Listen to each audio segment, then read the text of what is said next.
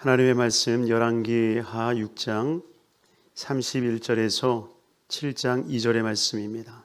우리 함께 읽도록 하겠습니다.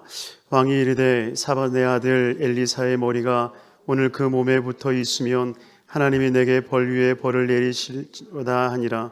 그때 엘리사가 그의 집에 앉아 있고 장로들이 그와 함께 앉아 있는데 왕이 자기 처소에서 사람을 보냈더니 그 사자가 이르기 전에 엘리사가 장로들에게 이르되 너희는 이 살인한 자의 아들이 내 머리를 베려고 사람을 보내는 것을 보느냐? 너희는 보다가 사기가 오거든 문을 닫고 문 안에 들이지 말라. 그의 주인의 발소리가 그의 뒤에서 나지 아니하느냐 하고 무리와 말을 할 때에 그 사자가 그에게 이르니라. 왕이 이르되 이 재앙이 야훼께로부터 나왔으니 어찌 더 야훼를 기다리리요? 엘리사가 이르되 야훼의 말씀을 들을지어다. 야훼께서 이르시되 내일 이맘때에 사마리아 성문에서 고운 밀가루 한 스아를 한 세겔로 매매하고 보리 두 스아를 한 세겔로 매매하리라 하셨느니라. 그때 왕이 그의 손에 의지하는 자 곧 한 장관이 하나님의 사람에게 대답하여 이르되 야훼께서 하늘에 창을 내신들 어찌 이런 일이 있으리요 하더라. 엘리사가 이르되 내가 내 눈으로 보리라. 그러나 그것을 먹지는 못하리라 하니라. 아멘. 할렐루야. 우리 함께 본격한 말씀을 통해서 그것을 먹는 자가 되라 라는 제목으로 말씀을 나누도록 하겠습니다.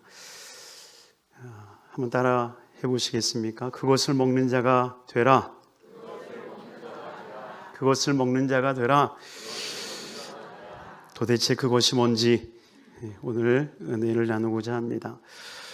오늘 본문에 우리 함께 읽은 이 말씀의 시작이 좀 우리를 당황스럽게 하는 말씀이 아닐 수가 없습니다. 왜냐하면 31절에 나와 있는 것처럼 왕이 이르되 사밧의 아들 엘리사의 머리가 오늘 그의 몸에 붙어 있으면 하나님이 내게 벌 위에 벌을 내리실지로다 하니라. 여러분 이 말을 어디서 많이 듣지 않았습니까? 엘리사를 향하여서 이세벨이 했던 이야기 아닙니까?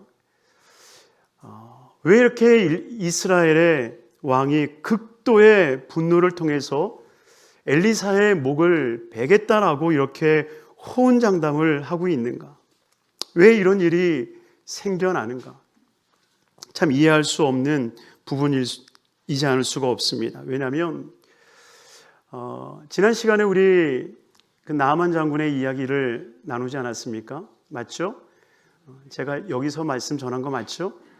여러분들에게 전한 거 맞죠? 제가 낯선 데 가서 제가 전한 거 헷갈리는 거 아니죠? 나아만 장군에 대한 이야기가 5장에 나옵니다. 그 사람은 아람 사람이었습니다. 아람 사람임에도 불구하고 그 나아만 장군의 그 질병을 엘리사가 고쳐줍니다. 그런데 고쳐준 이유가 뭐예요? 성경에 보면 아람 왕이 편지를 써서 나아만 장군과 함께 보내지 않습니까? 고쳐라. 내 신하의 이 질병을 고쳐라. 그랬을 때 왕이 자기의 옷을 찢으며 참담함을 표현하지 않습니까? 이를 들었던 엘리사가 왕이여 걱정하지 마십시오. 내가 해결하겠습니다. 내게 보내십시오. 그리고 엘리사가 정말 이스라엘의 왕의 그 참담함을 해결해 주는 모습을 보이지 않습니까? 더군다나 6장에 가보면요, 아람 사람들이 침공해 옵니다. 저는 이것도 이해가 안 돼요. 아니 고쳐준 지 얼마나 됐다고, 은혜도 모르는 나만 그 자식 말이야. 그럼 돼야 안 돼요. 그런데 그렇게 치료하고 갔음에도 불구하고 얼마 있지 않아서 아람 군대가 이스라엘을 쳐들어옵니다. 엘리사를 죽이고 해하려 쳐들어옵니다. 그랬을 때 엘리사가 그들을 유인해서 사마리아 성에 떡하니 데려가죠. 그랬을 때 왕이 옳거니 하고 그 사람들을 다 죽이려 할 때에 엘리사가 이야기를 합니다. 왕이여 죽이지 마시고 그들에게 선대하십시오. 떡을 주시고 물을 주시고 그리고 갈 길이 머니 그들에게 여비까지 주시고 보내십시오. 그 말을 들었던 왕이 엘리사의 말대로 그들에게 선대하고 그들을 돌려보냅니다. 그러니 실상 이 5장과 6장에서만 하더라도 엘리사가 왕에게 얼마나 큰 일들을 행하였는지를 보여주고 있다는 것입니다. 그런데 갑자기 왜 극도의 분노심을 통해서 엘리사, 이놈을 내가 죽이지 않으면 하나님이 나에게 벌을 내리시겠다라는 말을 이야기하겠습니까? 바로 그것은 6장 후반절로부터 시작하여서 이 7장에 이르는 정말 암담한 그 현실 앞에 그는 정말 자신이 행하였던 모든 일들을 후회하면서 자신의 원망의 대상을 누군가 선정해야 될 수밖에 없었다라고 하는 것입니다. 왜냐? 참 이 아람 사람도 아람 사람이에요. 나만 장군 고쳐줬죠. 선대에서 죽이지 않고 다 돌려보냈죠. 그러면 좀 한 10년이라도 20년 있더라도 있다가 쳐들어오더라도 쳐들어와야죠. 그래야 안 그래요? 그래도 아닌데 그래도 은혜를 입었으면 좀 한 세대가 좀 지날 때까지는 좀 잠잠히 있어야 될 것 아니에요. 꼭 어디 북 어디하고 또 비슷해. 얘네들이 은혜를 줘도 은혜를 모르는 죄송합니다. 제가 그런 얘기 하려고 그런 건 아니었는데. 그런데 5장에서 나아만 장군을 고쳐줬고 6장에서도 선대하여 돌려보내는데 6장에 다시 쳐들어온 거예요. 6장에 쳐들어와서 그들을 포위해버렸습니다. 성을 완전히 포위한 거예요. 그러니 이 전보다 더 많은 숫자가 내려와서 그 이스라엘을 치기 위해서 왔음을 우리가 볼 수 있는 거죠. 그 치려고 내려왔던 그 사람들이 그 사마리아 성을 완전히 포위하여서 개미 한 마리 들어갔다 나왔다 하지를 못하는 거예요. 그러니까 이 왕이 옛날 일이 생각해냈겠죠. 괜히 내가 엘리사 말을 들어가지고 내가 왜 그놈들한테 떡을 주고 물을 주고 여비까지 줘서 내가 왜 선대에 있는지, 차라리 그때 목이라도 몇 놈 쳤으면 차라리 지금 이렇게 분하지도 않을 텐데 내가 그때 선대한 것이 내가 너무나도 후회되고 그렇게 선대하라 얘기했던 그 엘리사, 내가 그놈의 목을 쳐서라도 내 이 분을 내가 가라앉히리라 라고 하는 그 마음이 이 이스라엘의 왕 마음 가운데 있지 않았나 생각을 합니다. 왜냐하면 너무나도 현실이 암담해지는 거예요. 얼마큼 현실이 암담해집니까? 6장 25절에 보면 이 아람 사람들이 완전히 성을 포위하고 난 다음에 성 안에는 먹을 것이 떨어지기 시작하는 거예요.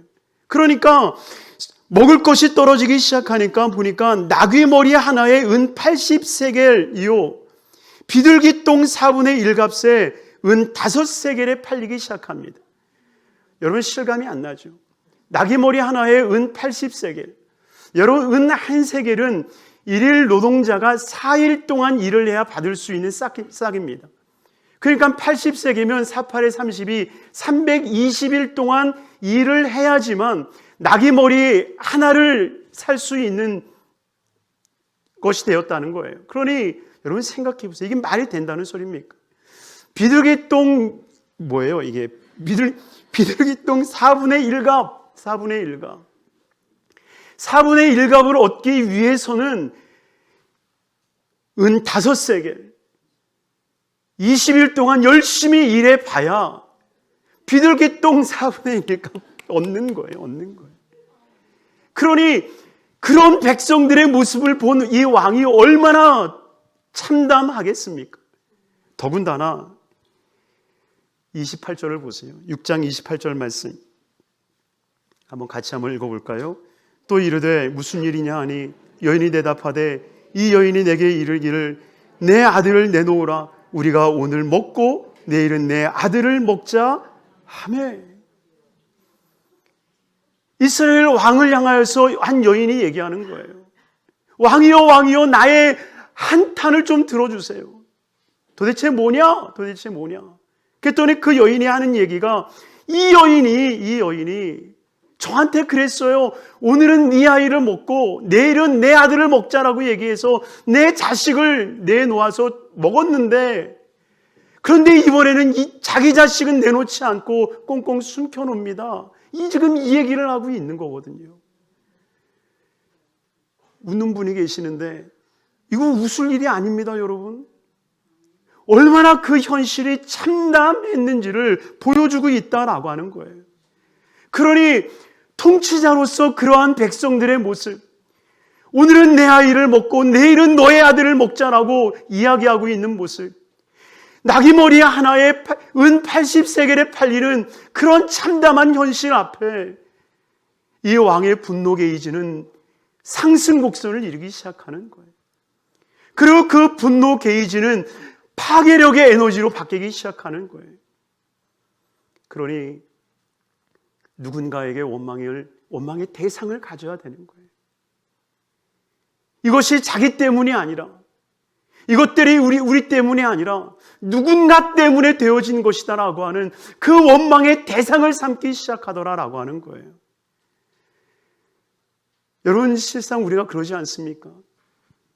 우리가 한스러운 일이 있고 한탄스러운 일이 있을 때마다 그러한 한스러운 일들에 대한 대상감을 찾지 않습니까? 정치를 보면 꼭 그런 것 같아요. 꼭 무엇인가의 한을 풀어야 되는, 그래서 죄 없는 사람도 죄를 뒤집어서 그 사람 때문이다라고 모든 분노를 그에게 쏟아붓는 모습을 우리가 흔히 볼 수 있다라고 하는 것입니다. 그러나 사랑하는 성도님들이요,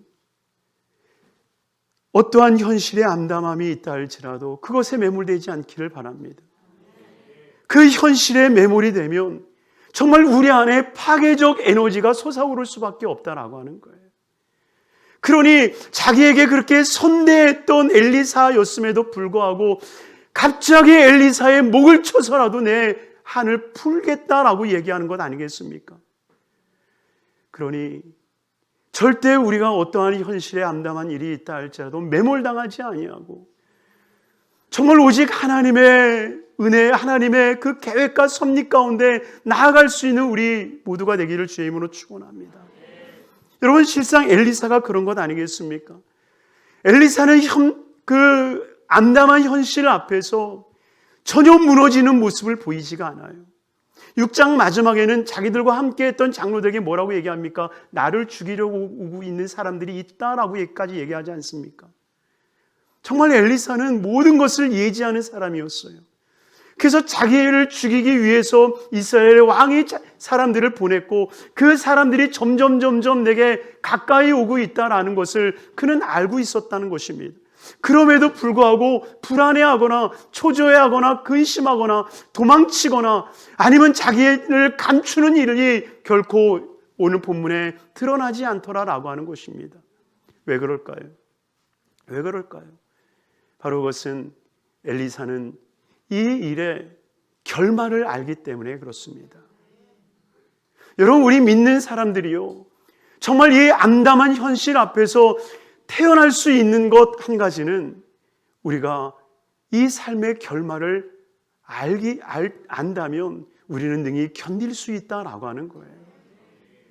우리 찬양 중에 이 또한 지나가리라, 이 찬양이 있지 않습니까?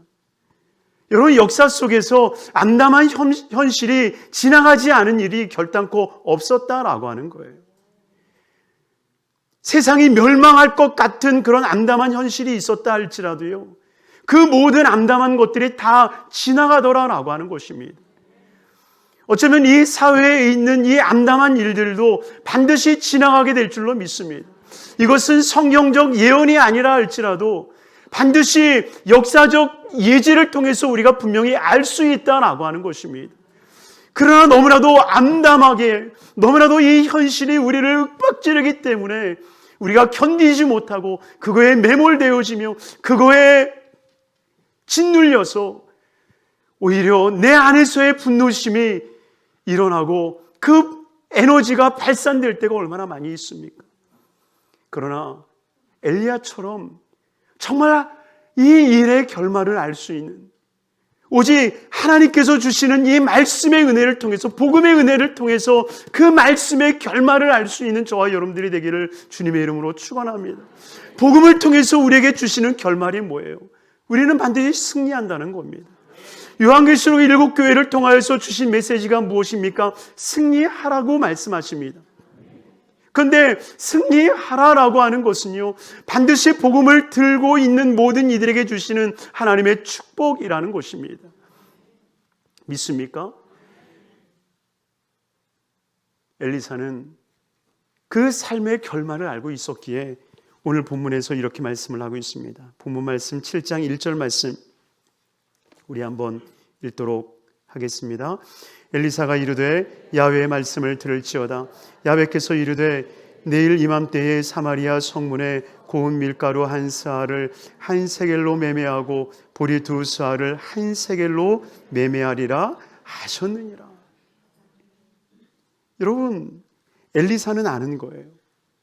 엘리사는 이 일이 언제 끝날지, 그리고 그 끝나는 지점에서 어떤 일들이 이 성 안에서 일어날지를 알고 있었기에 태어날 수 있었다라고 하는 거예요. 사실 엘리사도 원망스럽지 않겠습니까? 야, 그 나만 내가 괜히 고쳤어. 내가 고치지 말걸.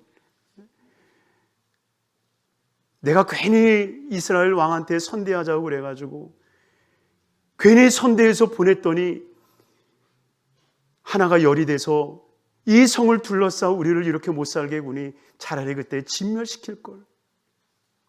어쩌면 엘리사는 동일하게 이스라엘의 왕과 같이 동일하게 원망할 수 있는 그런 충분한 이유가 그 안에 있었을지 모릅니다. 그러나 원망하지 아니하고 탄식하지 아니할 수 있었던 것, 바로 그것은 하나님께서 우리에게 들려주신 거룩한 말씀, 내일 이맘때에 사랑하는 성도님들이요, 복음은 우리에게 분명한 때를 우리에게 알려주실 뿐만이 아니라 내일에 대한 희망과 소망을 결코 잃어버리지 않게 하여 주신다는 거예요. 그러니 7장 1절에 분명하게 말씀하고 있는 건 엘리사가 이르되 야훼의 말씀을 들을지어다. 한번 따라하겠습니다. 야훼의 말씀을 들을지어다. 야훼의 말씀을 들을지어다. 야훼의 말씀이 들려지면, 야훼의 말씀이 들려지면 절대로 현실의 암담함 속에 우리는 매몰되어지지 않는다라고 하는 거예요. 왜 들려지지 않을까요? 왜 들려지지 않을까요? 어쩌면 하나님 앞에 듣고 싶은 마음이 없어서가 아닐까요? 정말 하나님에게 들으려고 정말 하나님에게 귀 기울이지 않기 때문이 아닐까요? 여러분, 대부분 우리가 기도할 때의 모습을 보면요, 내가 하나님 앞에 아뢰이고 싶은 것을 아뢰이지 하나님께서 내게 무엇을 말씀하시는지에는 귀 기울이지 않고 있다라고 하는 거예요. 어쩌면 이 암담한 현실 속에서 하나님을 향한 기도자의 모습, 기도의 내용은 둘로 나뉘었을지 모릅니다. 하나님이 이 어려운 시기가 벗어나게 하여 주옵소서. 그 현실을 벗어나기 위한 기도에 중심을 둔 사람이 있는 반면에 엘리사와 같이 하나님, 이 일이 도대체 무엇입니까? 하나님, 이 일이 과연 언제 종식되려 하십니까? 하나님, 우리에게 말씀하여 주시옵소서. 그 주님의 뜻에 집중하고 있는 기도자의 모습이 있다라고 하는 거예요. 과연 우리의 기도의 모습은 무엇입니까? 정말 현실이 어려움이 사라지기를 위해서 기도하는 기도의 모습입니까? 아니면 정말 하나님의 뜻을 구하는 기도자의 모습에 서 있습니까? 정말 하나님의 뜻을 알고자 하는 그 마음의 기도자로 선다면 반드시 하나님의 음성이 들리게 될 줄로 믿습니다. 그러니 하나님, 내게 말씀하여 주시옵소서. 여러분, 예배의 자리에 앉아 있을 때에도요, 정말 하나님 앞에 그렇게 기도했으면 좋겠어요. 하나님, 정말 오늘의 말씀을 허락하여 주시고 정말 그 말씀이 내 삶을 이끌게 하여 주시옵소서.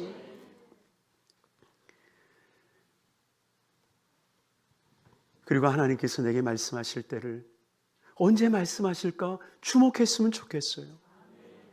찬양하는 가운데 내게 말씀하실지, 기도하는데 세밀한 음성 가운데 말씀해 주실지, 아니면 이 강단에서 선포되어지는 말씀을 통하여서 하나님이 내게 말씀하여 주실지, 정말 그 기대감이 우리 안에 있기를 바랍니다.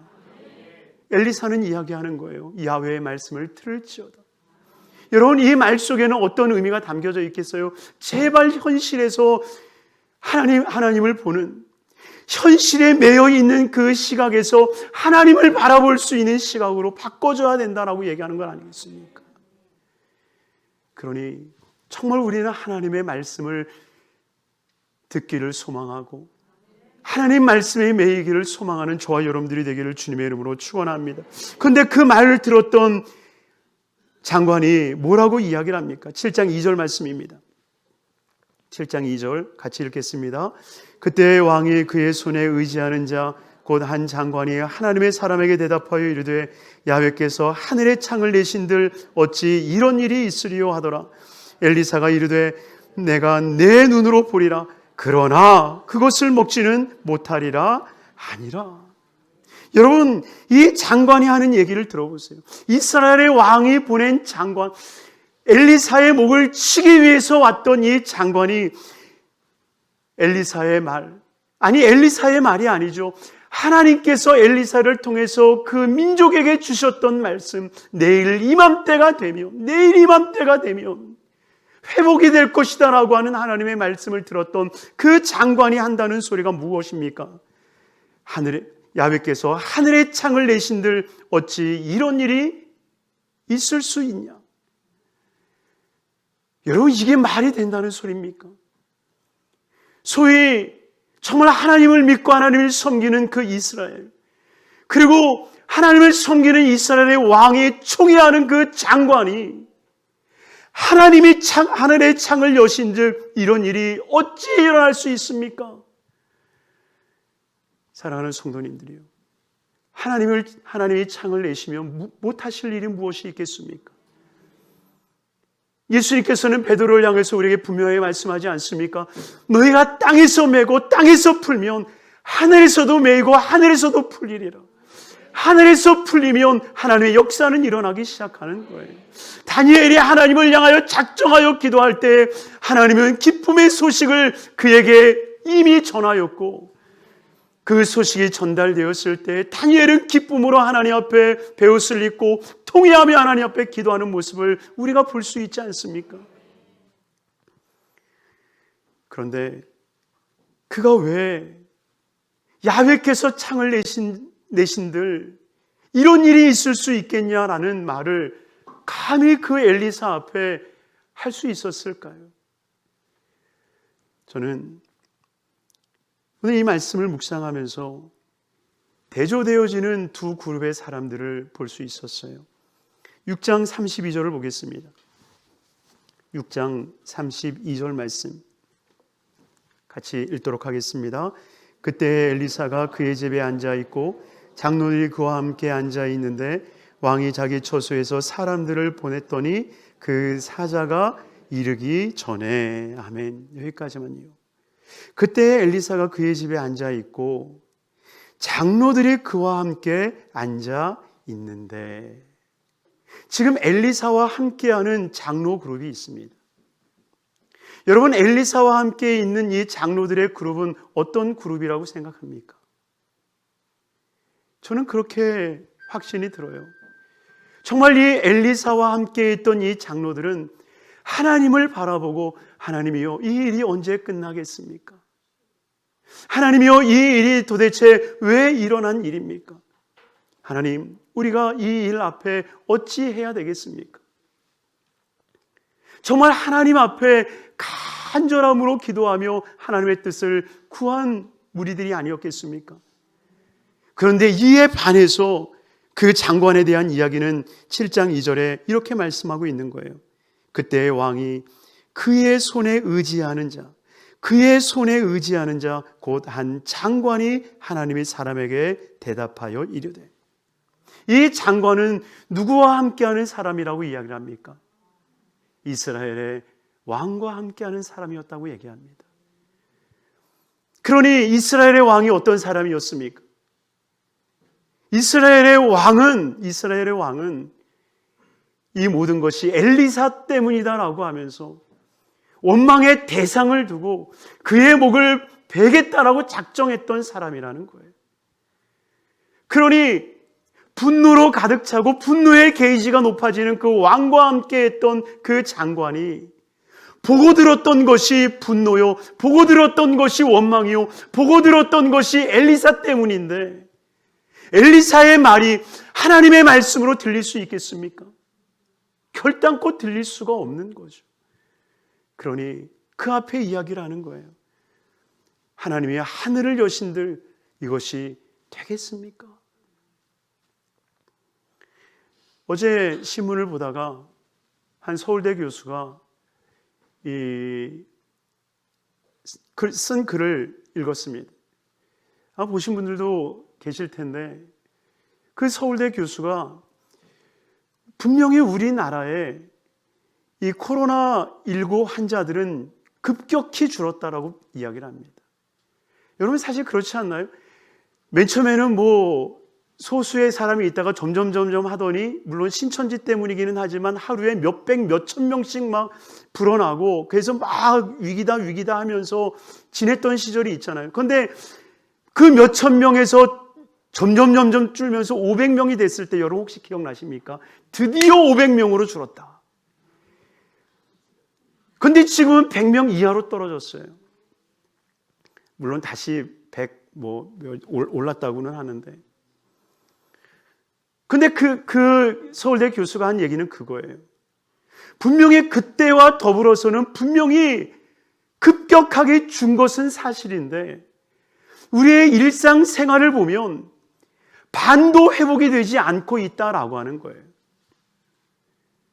왜 이런 현상이 일어나겠는가라고 하는 그 분석에서 그 교수는 무엇을 지적하냐면, 예를 들어서 코로나가 100이었다. 그런데 지금 10으로 줄었으면 뉴스 보도가 100을 전하다가 10만 전해야 되는데 지금 10로 줄었는데도 불구하고 뉴스는 100을 전하고 있다라고 하는 거예요. 그러니 사람들이 1000명, 2000명 확진자가 있었을 때처럼 뉴스를 접하고 있으니 아무리 100명, 50명대 이하로 떨어졌어도 정상적인 생활로 돌아가지 못하고 있다라고 하는 겁니다. 저는 그것을 보면서 맞다 이거다. 여러분이 우리가 얼마나 이 세상에 귀를 기울이고 있습니까? 세상의 소리에 우리가 100이라고 하는 소리를 듣고 있으면 절대로 하나님의 말씀이 들려지지 않는다라고 하는 거예요. 그리고 그 소식이 들려지지 않으니 우리가 정말 영적인 생활에 다시 한번 몰입되어지고 다시 한번 회복되어지지 못하는 모습을 보이게 되더라라고 하는 겁니다. 지금 이 장관의 모습이 그것 아니겠습니까? 분명 하나님께서는 말씀을 주고 계시는 거예요. 내일 이맘때에 이 땅이 회복될 것이다. 그런데 그 말에는 귀 기울이지 못하는 이유가 왕의 말에만 귀 기울이고 있으니까 하나님의 그 복음의 소식이 들려지지 않는 거예요. 결국 그 복음의 소식이 들려지지 못했던 그 장관을 향해서 이 엘리사가 하는 말이 무엇입니까? 엘리사가 이르되 내가 내 눈으로 보리라. 분명히 그렇게 되는 것을 너는 볼 것이다 라고 얘기하는 거예요. 그런데 2절 후반절에 뭐라고 얘기합니까? 그러나 그것을 먹지는 못하리라. 얼마나 불행합니까? 분명히 복음이 들렸는데, 정말 복음이 들렸고 내리면 이 땅이 회복이 되어지고 다시 한번 이스라엘의 평화가 찾아오고 정말 하나님의 놀라운 섭리를 경험하게 될 것을 알게 될지인데, 그런데 그것을 맛보지 못하고 결국 여러분 22절에 어떻게 됩니까? 7장 20절 말씀에 보면 그의 장관에게 그대로 이루어졌으니 곧 백성이 성문에서 그를 밟음에 죽었더라. 참 비참한 모습으로 끝나지 않습니까? 누가 먹습니까? 여기까지 얘기하면 시간이 너무 오래 걸릴 것 같아서 이건 다음 주에 이야기하도록 하겠습니다.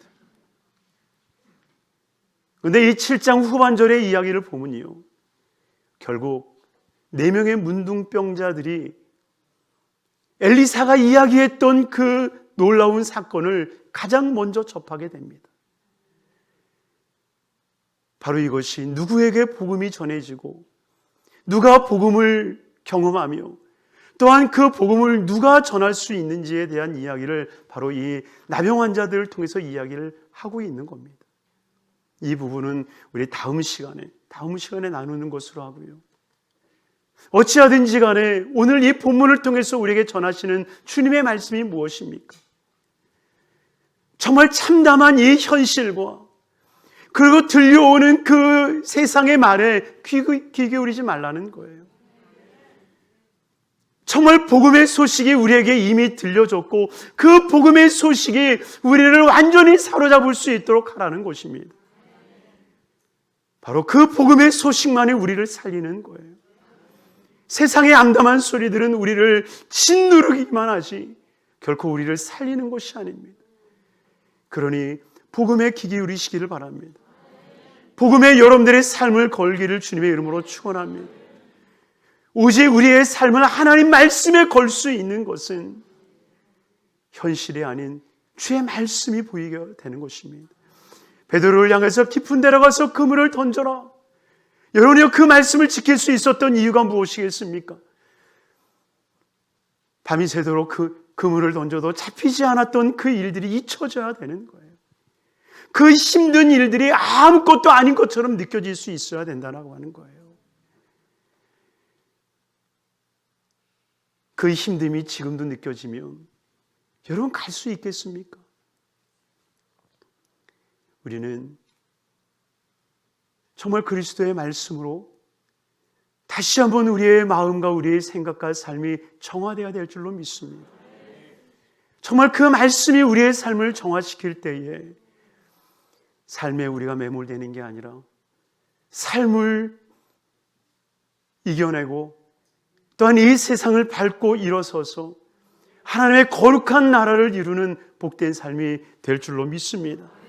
그러니 정말 말씀을 의지하고 정말 말씀에 감동되어지는 거룩한 삶, 그래서 말씀을 향해서 살아갈 수 있는 우리 귀한 성도님들의 삶이 되시기를 주님의 이름으로 축원합니다.